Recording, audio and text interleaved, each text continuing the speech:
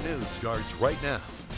Coronavirus now officially confirmed in Mississippi. That case of COVID-19, together with the declaration of the virus as a global pandemic, has led to rapid developments with how South Mississippi is responding to those threats. Coming up in your 6 o'clock newscast, we're learning more about the circumstances leading up to a Forest County man being diagnosed with COVID-19. New regulations from the health department, the Coast Coliseum postponing all concerts, universities extending spring breaks and moving to temporary all online classes, and cities beginning to share plans on how they're preparing. All those details and more are coming up straight ahead. We're learning more tonight about the days before Mississippi's first coronavirus patient started feeling sick. Health officials with Forest General Hospital say the 49-year-old man had recently flown to Miami for a music festival, making a stop at Gulfport Biloxi International Airport and in Atlanta on his way back last weekend. Doctors say this shouldn't cause any panic for travelers because the patient was not showing any symptoms of illness during his travels. And it's important to know, someone who may have been exposed who passes through and walks through Gulfport's airport does not put other passengers at risk in Gulfport's airport. Correct. All right? So it's still safe to fly. Absolutely. So remember, this patient did not have symptoms at that time. So it's not as if everybody that's come into contact with this patient that became ill on Tuesday is now at risk. That's not the case. If you're exposed to this person and now you are ill, now we start thinking maybe you have this virus.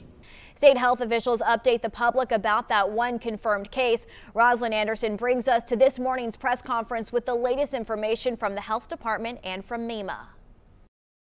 It is very serious. It is very concerning. State health officials warn that there could be more people getting sick from coronavirus other than the one confirmed case in a man in Forest County. Officials say the man under 60 was ill and sought medical treatment and was diagnosed through testing. 42 people have been tested in the state so far. It's a serious event. There are things we need to do.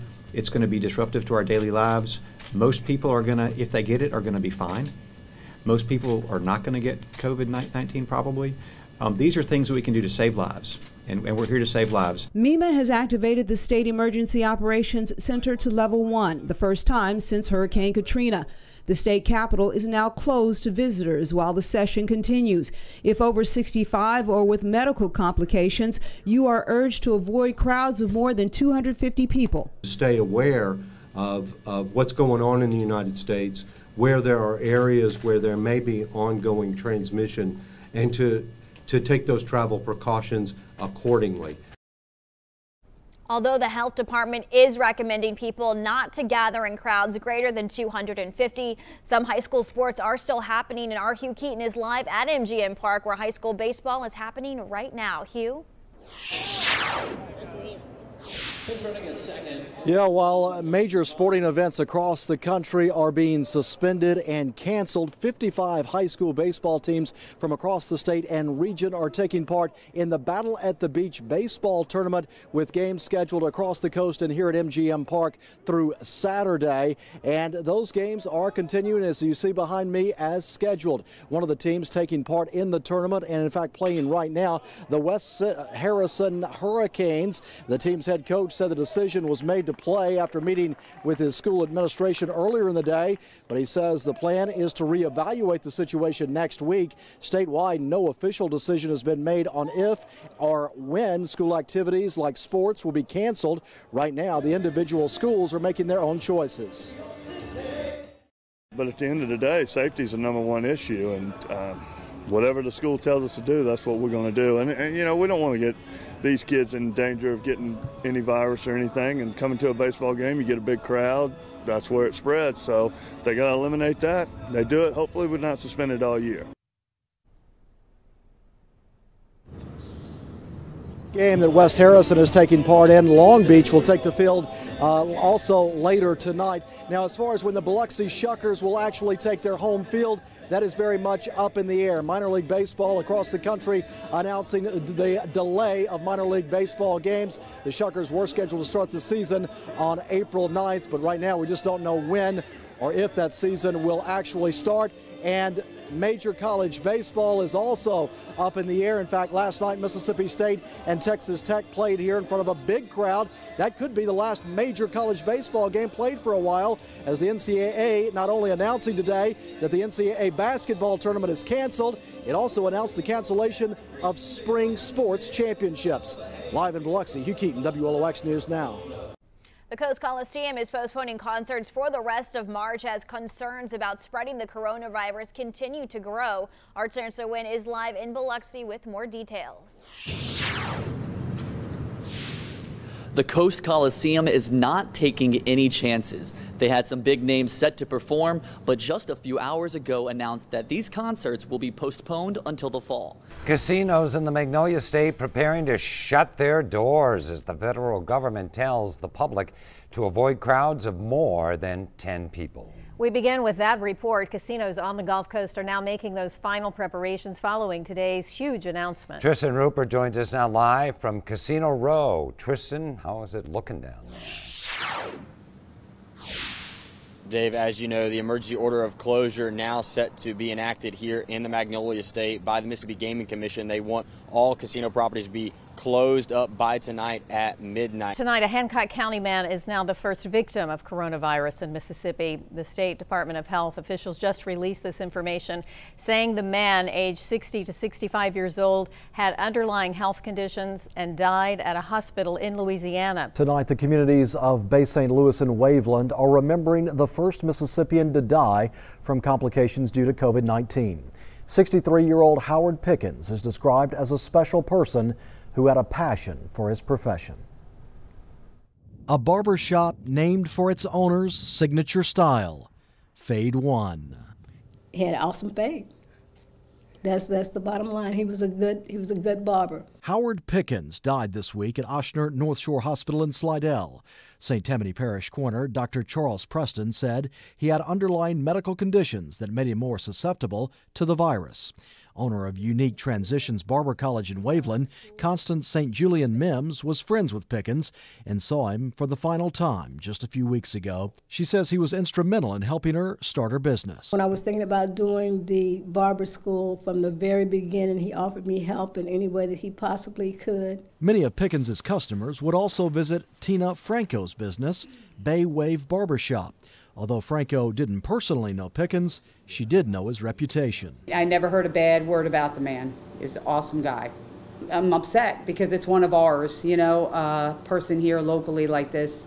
It's upsetting. The coronavirus is a topic of conversation around the globe, and now the pandemic hits home in Hancock County. It's one thing to know that it's out there when it's somebody that you see on a regular, that you know personally. For that to hit and you know their lifestyle and the type of person they are, it can happen to anybody. You know, it's a very real situation. St. Julian Mims has closed her business for the time being, and she's hopeful others will follow her example. Everybody wants to make a living, but the bottom line is we need to not be selfish and think about ourselves. We need to be thinking about the world as a whole right now, and spreading it to everybody else is not something you'd want to do. And the coroner in Louisiana said Pickens started receiving treatment for complications 1 week ago. Big news today. Governor Reeves signing an executive order this afternoon forcing all public schools in Mississippi to be closed until at least April 17th. This all in an effort to slow the spread of the virus. The governor also says end-of-year testing requirements and school accountability measures will be waived. On the phone with me right now to talk about the impact, Pascagoula-Gaucher School District Superintendent Wayne Rodolfich. Mr. Rodolfich, thanks for being here. Were you surprised by the governor setting the April 17th kind of deadline on this? Were you maybe anticipating the entire school year may have been canceled? Well, I was actually relieved that the governor made that decision. I think it creates a uniformity in the time that schools are going to be out, where they went out together and they're going to come back together. Well, with schools on the coast closed for another month, working from home may be the new normal for busy parents for a while, and their stir-crazy kids probably aren't happy about being pinned up all day. And they may have some questions about what's going on, too. Here now to talk about how to help them with those conversations and get through any fears they might have, Gulfport Behavioral Health System Director of Clinical Services, Angie Fields. And Angie, thank you so much for being here. It's week 3 of having the kids home from school during this coronavirus chaos, and many of you are experiencing the added stress of helping your children with classwork. Some districts are choosing to send weekly assignments to students, and this morning I'm sharing my personal experience with homeschooling. It's hard to stay focused at home. As a mom of 3, there are days simple tasks seem impossible. And in this world of social distancing, I figured the safest way to tell this story about the struggles of homeschooling would be to take you inside my own messy house. It's where I come home from work and tackle our lesson plans of the day for my 5th grader, my 3rd grader, and my little pre-K 3 nugget. Our school has been fantastic with online updates from the principal and laid out lesson plans posted every day. Our teachers also host Zoom meetings, which is a delight for the kids to see all their friends. But I'll be honest, the work can be a bit challenging at times. It's led me to ask myself more than once, am I smarter than a 5th grader? And though I love our dog, her playful spirit can be a bit distracting. Whether it be in books, printed worksheets, or online, we push through, and I do my best to keep the kiddos on track. Now, the work really does vary from district to district and from school to school for that matter, but the work that we're doing at our home typically takes about 4 to 5 hours, but that is with plenty of distractions, be it the cat, the dog, or needing some food, a little quick break to get up and move around. We're making the most of it, right? And just doing everything we can and keeping a positive attitude. I can't keep this up. Yeah, we can all feel a bit overwhelmed at times, especially knowing the number of days we're out of school may linger on. We just don't know that yet. But I can tell you I'm especially grateful for the work our teachers are putting in to help maintain some sense of normalcy while we all navigate these uncharted seas. We're all in the same boat. And I, for one, am thankful for an opportunity to help my children continue their learning during this crazy time. At least they're still smiling about it, for now. Reporting from my home here in Gulfport, Megan Gray, WLOX News Now. And they always wear their pajamas, if you didn't notice. That's another benefit, I suppose, of learning from home. But we want you to know you are not in this alone. To help you, WLOX is partnering with local school districts to get lessons into South Mississippi homes for our students. We'll be airing those lessons from 9 to 11 a.m. each weekday, and you can watch those on WLOX Bounce over the air. Tune in to 13.3, and on Sparklight, it's channel 28.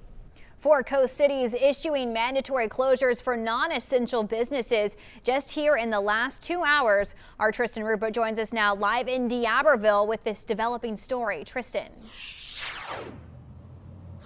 Allison, the State Department of Health issued new guidelines just prior to 7 o'clock tonight, suggesting that restaurants and bars suspend dine-in service in the Magnolia State to help slow the spread of COVID-19. Now, the city of D'Iberville quickly jumped on that advice. They got on a conference call and banned dine-in service at restaurants and bars. Quickly after that, several coast cities followed their suit. That includes Gulfport, Biloxi, and Ocean Springs, all issuing sweeping proclamations banning dine-in service at restaurants and bars within city limits. Now, of course, you can still do takeout, but at this moment, dine-in service has been banned in several coast cities, and several others are looking to enact similar laws or proclamations in the days ahead. Now, Moss Point was the first such city to do or take action in regards to this. They enacted a similar proclamation at noon today, but some business leaders in Ocean Springs took it upon themselves to close even earlier than the guidelines or suggestions that were released by the city and, of course, the Department of Health.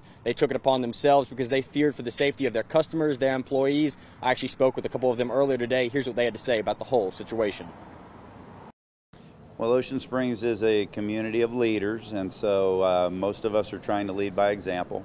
And that's pretty much it. You know, the numbers are there, the facts are there, so we need to follow them and do our part. Chris Kwitsky wasn't the only one who stepped up and made the decision to close on Friday. You know, we made the hard decision to close down both the field and Boots and Spurs for the safety of the public.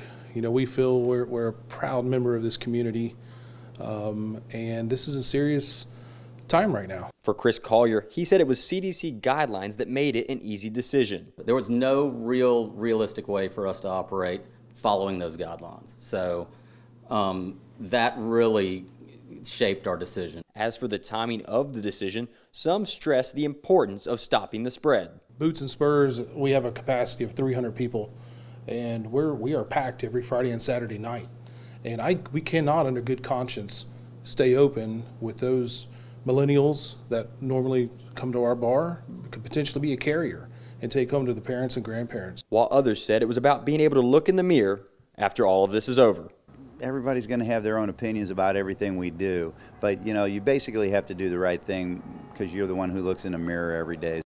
Coming up in this extended 4 o'clock show, curfew questions. Harrison County leaders weigh in on the confusion as they debate whether to issue a curfew. Plus, Ingalls employees highly concerned after a co-worker there tested positive for coronavirus. Hear from the Ingalls president about what the shipbuilding site is doing to keep their 10,000 employees safe. And drive-through COVID-19 testing, where you can get testing done right now on the coast, and the symptoms you need to be watching for. Good afternoon. Thanks so much for joining us.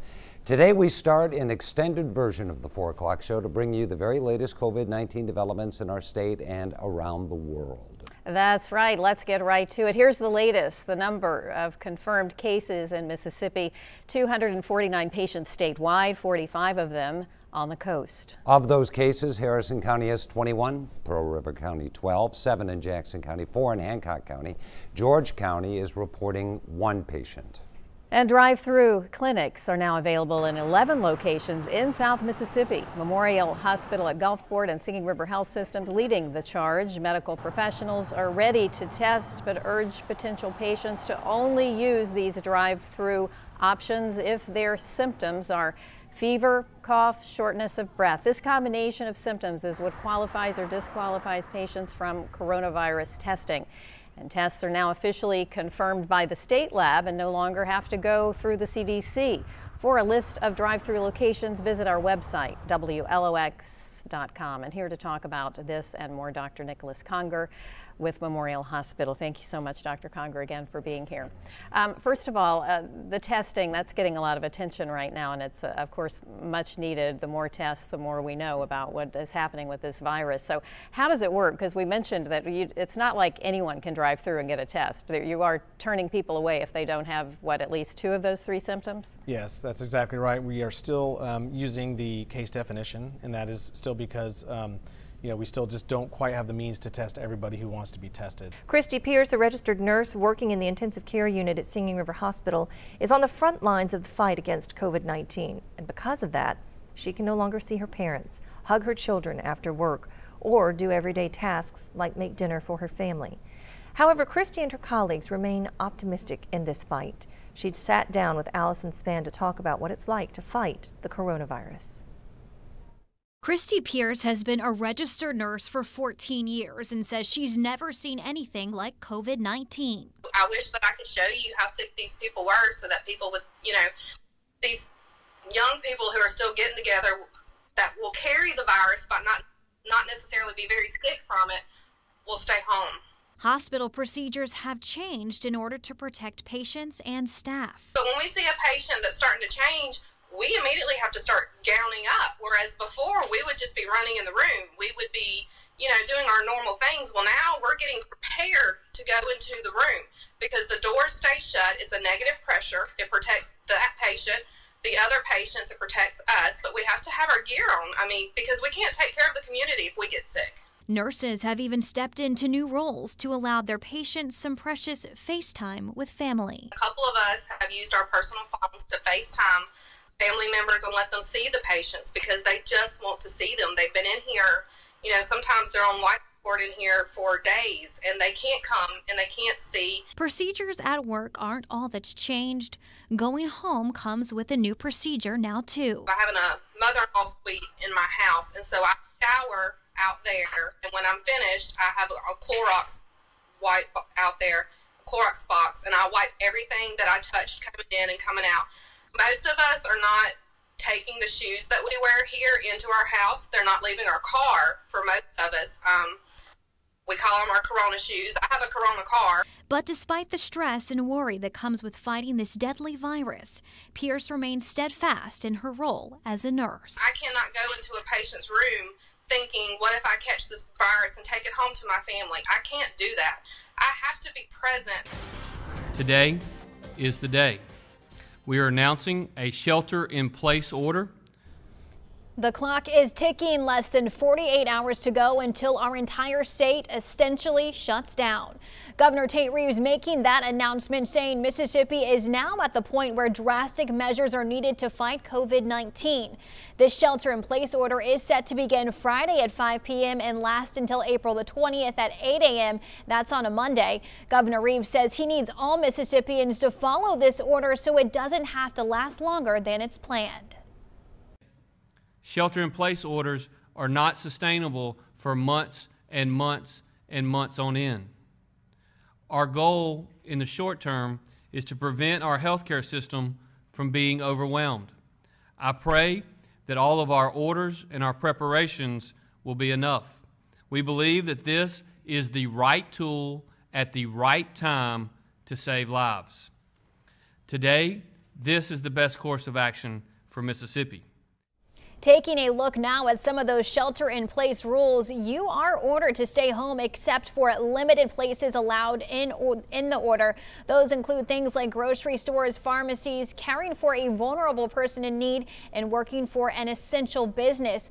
All non-essential businesses are to stop activities than those necessary for minimum operations. Restaurants and bars can only be open for takeout or delivery services.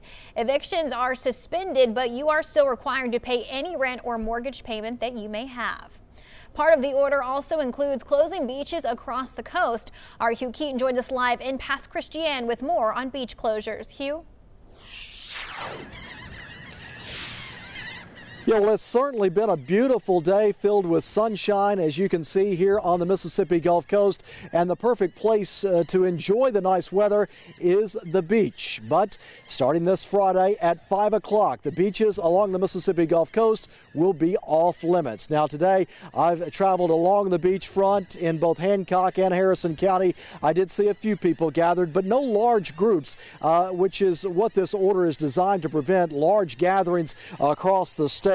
And also, according to the governor's order, beaches aren't the only public gathering places that will be closed to the public. As cases of coronavirus skyrocket, so is the demand for face masks, especially as the CDC reconsiders asking the general public to wear a mask, sick or not. That's right. With the severe shortage of masks, many are turning to seamstresses for homemade versions. Desiree Duncan brings us their story. It's not unusual to hear the hum of a sewing machine at Gulf Coast Wardrobe in D'Iberville, especially now during prom and spring wedding season. But this year, these ladies aren't busy altering dresses. They're sewing face masks. The spread of the coronavirus has led to the cancellation of most events. So Jackie Benny found another way to keep the doors of her shop open while helping the community. It helps the employees that would not be here without making these masks, and definitely helps us pay our bills here. In just the past week and a half, Benny and her team have sewn 400 masks. It's something to keep her hands busy, though Benny says her mind is just as busy, worrying about the unknowns of what's to come next. I'm frightened, really, about not just my own business, but everyone's. It's just scary. It's not just businesses sewing masks. Over in Biloxi, Michigan snowbird Rebecca Bundenthal has turned the bedroom of her condo into a sewing room. She joined the Facebook group Mask Response after seeing their story on WLOX and volunteered to help out. I thought I'd grab some fabric from the fabric store and make a quilt to take back for a mission project that we have up at my home church. But these are more important than the quilt. Bundenthal and her husband have been coming to Biloxi every year for 8 years, but this is their first time as quarantined snowbirds. I'm giving back to society. I've taken my free time and my quarantine time and making these. A way to help out during a time of need. In Harrison County, Desiree Duncan, WLOX News Now. A church in Biloxi is feeding hundreds of families this weekend with its food giveaway. It's a regular event, but volunteers say demand has grown during a time of financial hardship for many. Joyce Philippe has the story.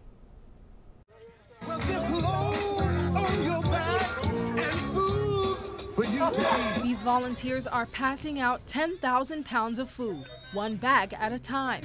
We have ribs, we have chicken, we have ham, we have all vegetables. Feeding the Gulf Coast provides the food, and the Abundant Life Evangelistic Center handles the distribution, expanding its food assistance programs. Abundant Life has always fed the people spiritually and naturally. So instead of us doing it inside of the walls here, we're just doing it in the parking lot. The church's phones have been ringing a lot more since so many now face hardship during the coronavirus pandemic. Volunteers wore masks and gloves all day, packing 400 bags of groceries for people to take home.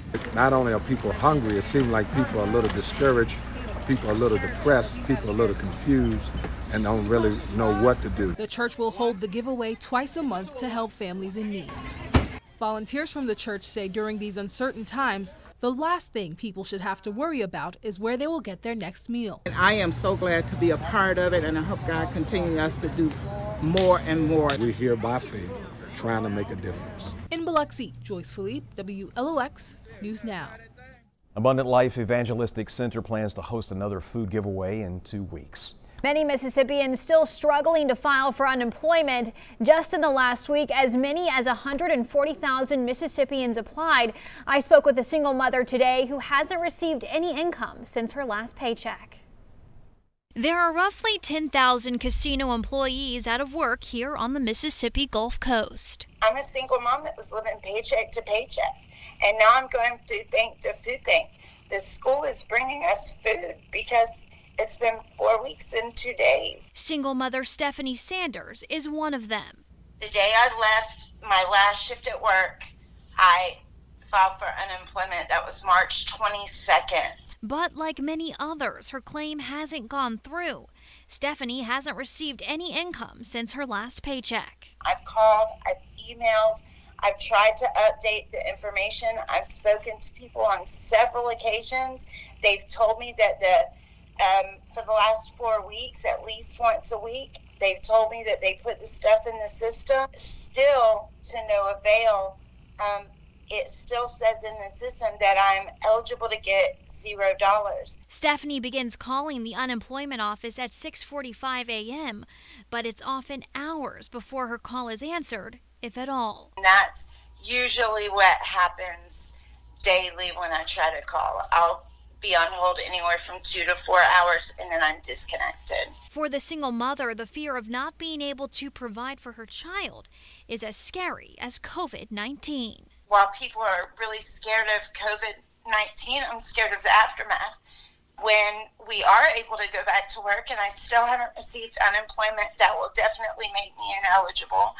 I will have lost 4 weeks. I'm already living paycheck to paycheck as it is. And so basically, we're looking at homelessness. But despite all of this, she is not giving up. She says she will continue to call until she gets answers and an approval. She hopes for her daughter it's sooner rather than later. I can't give up. I've got somebody watching me, and I try my hardest to just know that God's got it and something's going to work out, and all I have to do is the next right thing, and eventually something will give. But after 4 weeks, 2 days, it's hard to keep that hope. People across South Mississippi are lending a hand where they can to help each other through the COVID-19 pandemic, as one Pearl River County man took to the skies today to deliver his message of hope. Chet Landry was right there with him and shows us how. Smiley faces have been appearing in the skies above Pearl River County for a few weeks.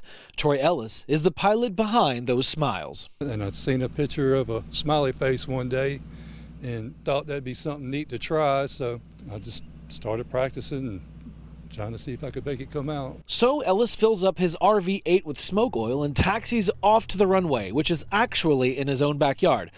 Once he gets his final clearance from flight control, he pulls back on the throttle and off he goes. According to Ellis, the art of making the smiley face isn't an exact science. Usually when I make the complete circle, I can't see my starting point. And then from there, I'll turn over and try to draw the mouth for the smiley face. And again, it's just kind of a guessing where I'm putting it. After that, I'll come around and draw the eyes, so to speak. checking his work is not as easy in the air as it is for the spectators that see from the ground. So you really can't see it until you climb up 200 or 300 feet or descend down 200 or 300 feet, and then you can kind of see what you have done. The smiley faces help him get through the chaos amid the coronavirus pandemic. As Ellis said, it's all part of his love of flying. I mean, it's something I enjoy doing, so if they're enjoying it and getting something out of it, it's a win-win. Tonight, Keesler Air Force Base is honoring those working on the front lines of the COVID-19 pandemic right here on the Gulf Coast. That's right, and we are expecting a spectacular scene. The 403rd Training Wing is conducting flyovers, traveling over hospitals in Gulfport, Biloxi, and Ocean Springs. And our Chancellor Wen joins us now live from our first salute of the night, and that's happening at Garden Park Medical Clinic there in Gulfport. That's exactly right. I'm here at North Gulfport at the Garden Park Medical Center. There's about 480 employees who work inside of these buildings, and they're all super excited to be able to see this AC-130 fly over and give thanks to these healthcare workers who have been working so hard on the front lines against the coronavirus. Now, cheers are starting to come up. It appears that the plane is flying over right now. We're going to get a shot of that in the sky. It's quite an impressive sight. Right now, this plane is, it's a very large situation here, so everyone's very excited. Cameras are out, taking pictures, snapping videos, and it seems to me that there's quite a cheer coming up right now. The plane's just overhead. I don't know if you can hear that or not, but it is quite the sight to be seen here in front of the Garden Park Medical Center in North Gulfport. Now, I know the next stop along the way is going to be a little bit south of here at the Gulfport Memorial Hospital.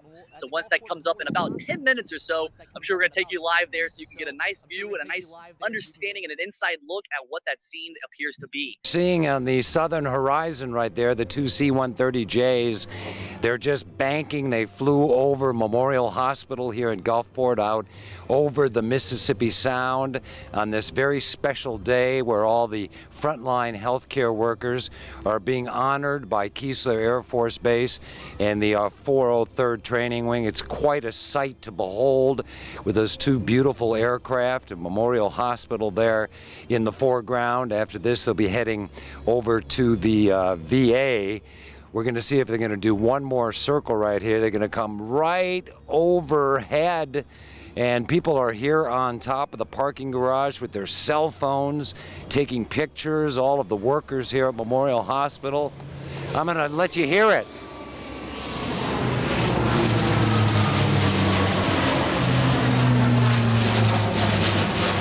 They're probably passing over us now to get over to the VA Medical Center. However, they're right here in front of the hospital. As you can see, some of the staff here at the medical center have got a sign out. They're going to be waving, thanking the 403rd for the support of all of the work that's actually happening right now. Raj, like you said, in Biloxi, just across from the Beau Rivage, some employees out here getting ready to get a glimpse of it. Maybe a couple dozen people here in cars, very spread out, everybody practicing that social distancing. Merit Health employs about 600 employees in total. This is the second to last stop on this route for these aircraft. Again, they're making their round, should be here in about 45 seconds. A beautiful scene there with the planes flying over Ocean Springs Hospital there. We've seen that throughout the night at several stops all across the coast. We have, and this is the last stop, and I know that so many across the coast, this is really a sign of hope in what has been an extremely unprecedented time during this coronavirus pandemic. From Gulfport to Ocean Springs, a pair of C-130Js, part of Keesler's 403rd Wing, flying low over our medical centers, including here at the Biloxi VA. Gulfport's Garden Park and Memorial Hospitals were also included in the flyovers, along with Merritt Hospital in Biloxi. The 403rd Wing flyovers honored healthcare workers, first responders, and essential personnel, all stepping up to stop the spread of COVID-19. Ocean Springs Hospital served as the final spot for that tribute, and our Joyce was there and she captured it all, and she brings us the reaction right now.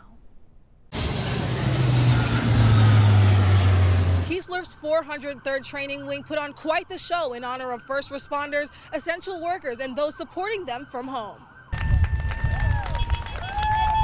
Medical staff stood on the roof of Ocean Springs Hospital to get a good view of the Hover for Heroes flyover. Spectators watched the plane soar from the parking lot, thankful to get out of the house. I wanted to come out here and, support out here with my friends in our cars. We wanted to drive around and we heard about it. The Ocean Springs Fire Department raised an American flag as a patriotic salute to the airmen. I do appreciate the Air Force Base sending their planes out here. it was just really neat to be a part of it and see everybody's support. Some say the display brought out a greater sense of unity in the fight against coronavirus. Since you know, the tragedy in New York years ago with the World Trade Center, this is the most I've seen people come together, and it's a wonderful thing to see. Firefighter Shane Fountain says seeing the smiling faces makes him optimistic. I think this is going to end pretty soon. I hope it does, and you know, I'm happy that we're just trying to stay positive. Pharmacist Steve Harper shared a simple message to those working hard to keep their communities safe. We're proud of you, and you're doing the best you can. In Ocean Springs, Joyce Philippe, WLOX News Now. If you've been wanting to sit down in a restaurant at a table with your family and friends and enjoy lunch or dinner, well, tomorrow will be your day. At 8 a.m. tomorrow, restaurants will be allowed to resume their dine-in service. Hundreds are planning to reopen, and they have been making preparations to do so because they must follow certain requirements, one of them being that they can only operate at 50% capacity. Today in Ocean Springs, a special tribute to the graduating class of 2020. Graduates rolled down the streets in a parade from Ocean Springs High School to Front Beach, and our Chancellor Nguyen takes us along the parade route to hear the cheers. Cheers led the way for graduates who are sitting high on the top of cars, taking in a memorable moment that marks the end of a unique senior year. This is definitely something I'll be telling my kids about because, you know, I mean, it just makes the year all the more special because, I mean, it's going to be hard to forget this year, you know, with everything going on. And I think the reason why it's going to be really good to remember is that it's a good thing in the middle of the chaos.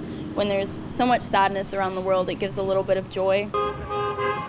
A heartfelt moment that Darby Lindell hopes will become a tradition at Ocean Springs High School. I thought it was really nice. I honestly think they should do that every year because it's just really sweet. And I know it takes a lot of time to orchestrate, but I think it would be a good annual thing to do. While the parade is something many will never forget, graduates still long for the special ceremony with a cap and gown. It's still kind of sad because I wish we would have had a ceremony, but it kind of like replaces it just a little bit. Like, this is fun and cool, and this will definitely be memorable, but a ceremony still would have been cool. But like she said earlier, like, we're going to remember this forever. Yeah, no one else will get to say they had anything like this. Yeah, the class of 2020 will always be known as the graduating class that had a special graduation.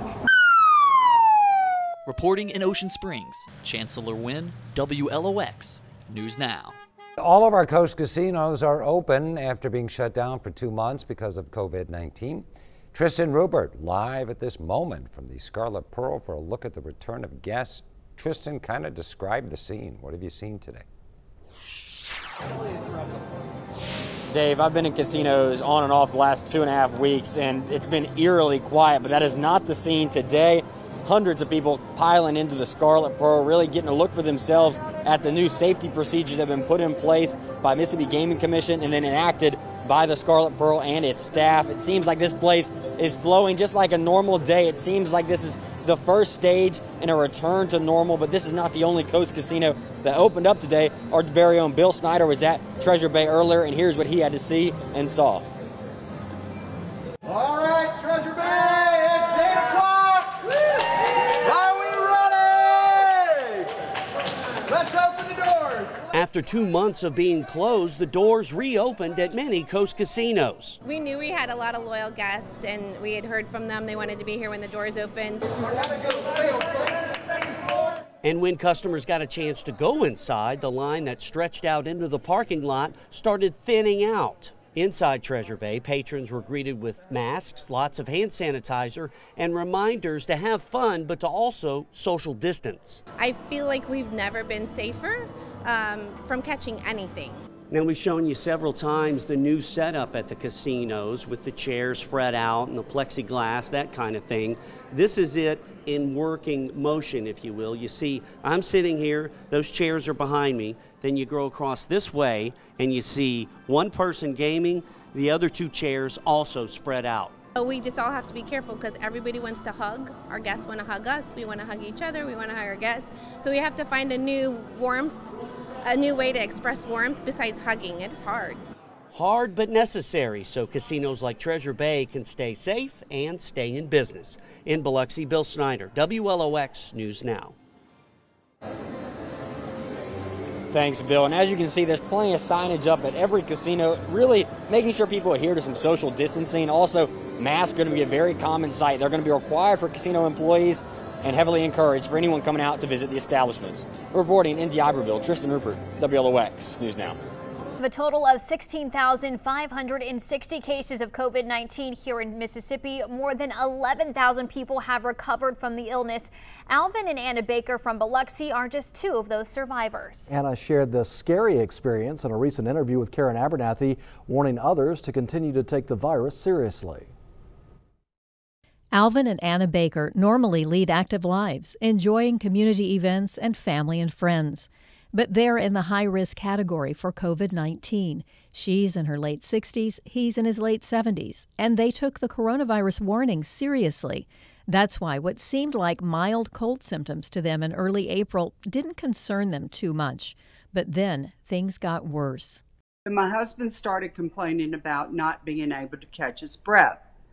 And prior to that, for about 2 or 3 days, he did run a low-grade fever in the evenings. That's when their son insisted Alvin get tested, and that's when Anna started to worry. You know, I'm the type person that tries not to panic till I have to.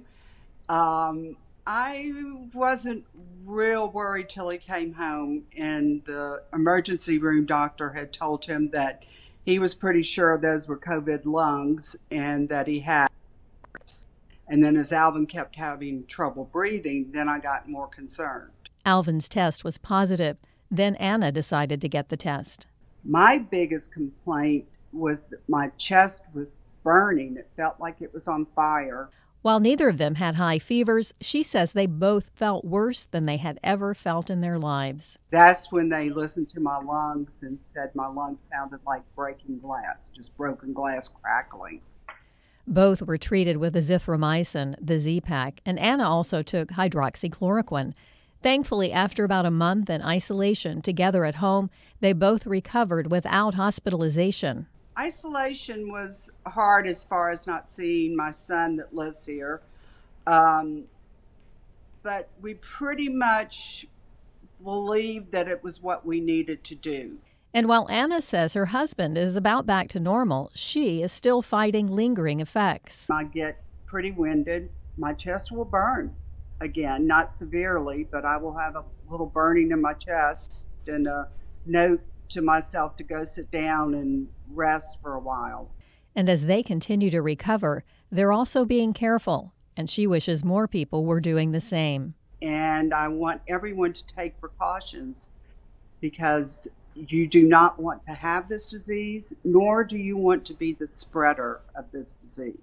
Right now, we're shining a spotlight on those working in hospitals during the pandemic. Tonight's featured healthcare heroes are pictured here. Tiffany Bennett sent us this photo, captioned Memorial Night Shift COVID Crew in Gulfport. Each night, we are choosing one photo submitted to the WLOX and Hancock Whitney Healthcare Heroes Gallery. If you'd like to see all the photos submitted there or submit your own, just go to WLOX.com and click Upload your photo. This is Mississippi's moment. This is our time to fight.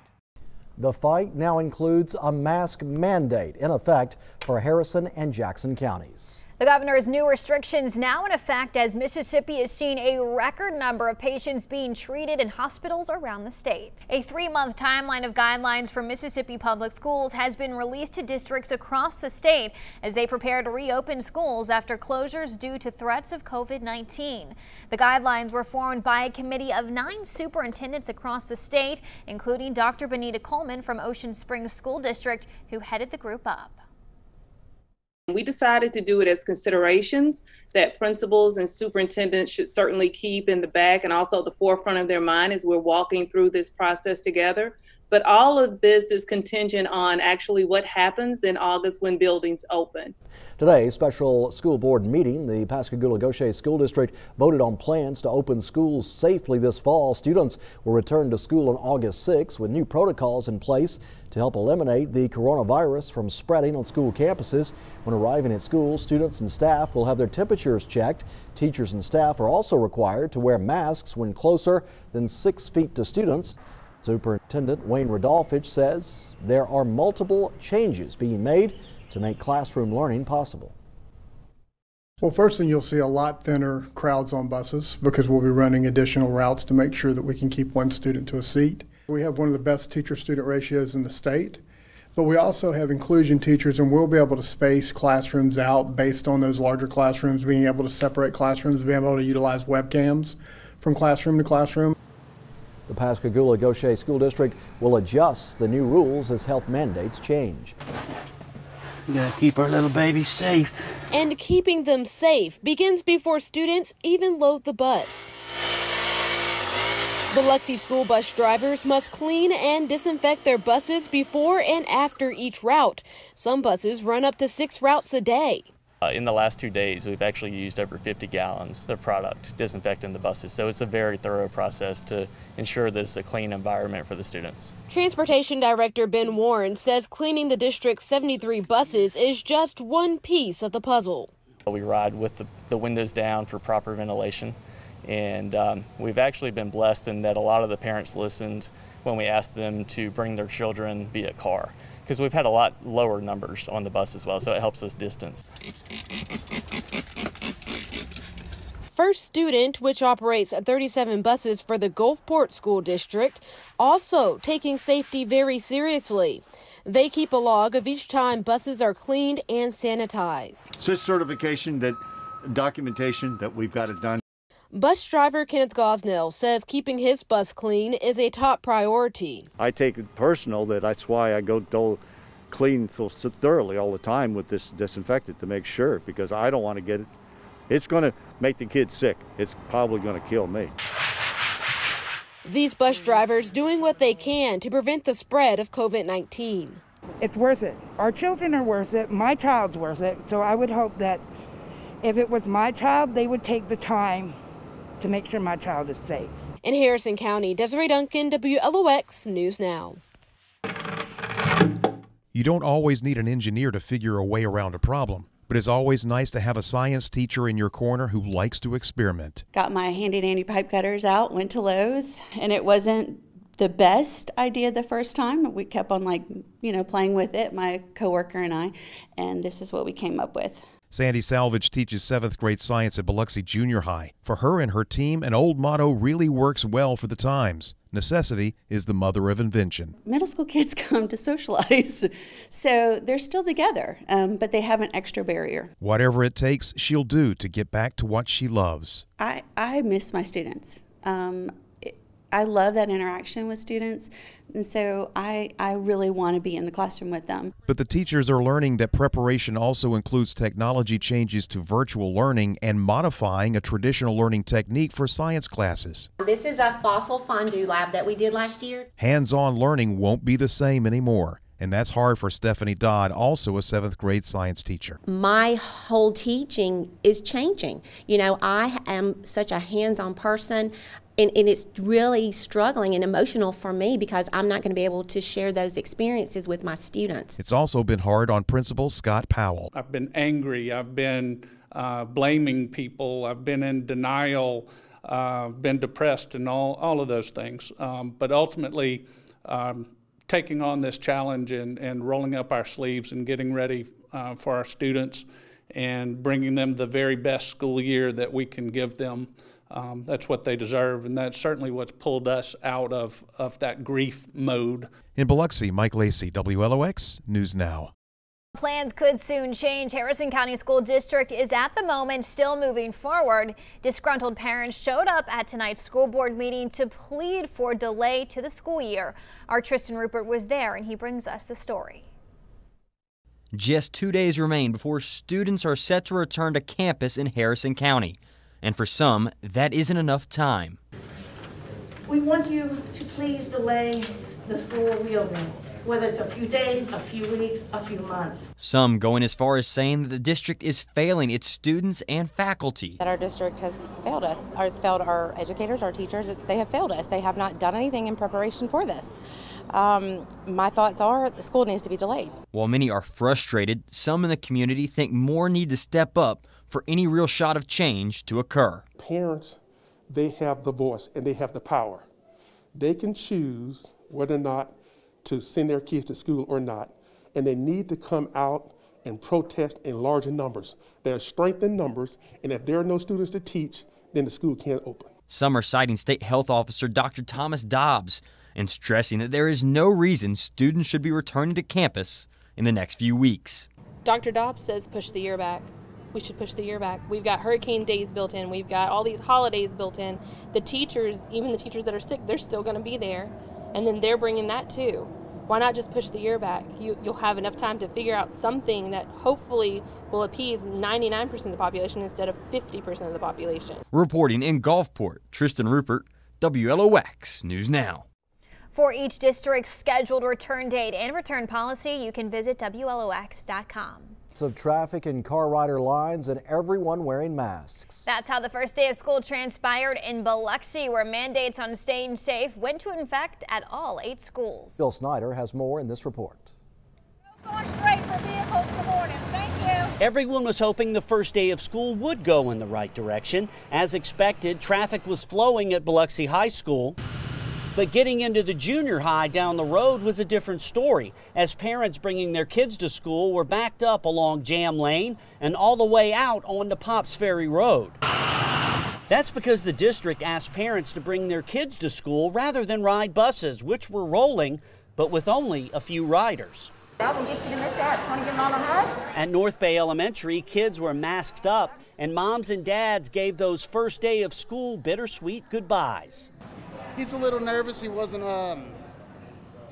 nervous at all. You know, the closer you get to school kind of nervous thing.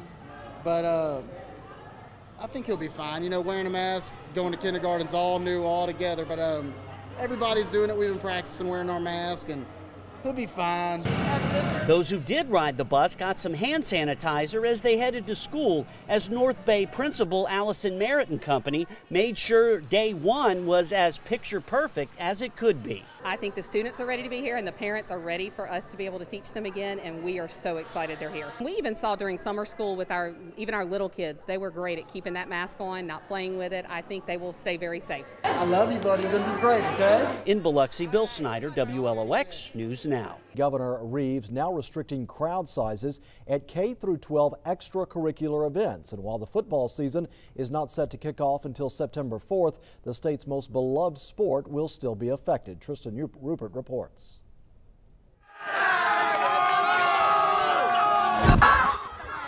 Many have been looking forward to these sounds since the final whistles of last year's state title games.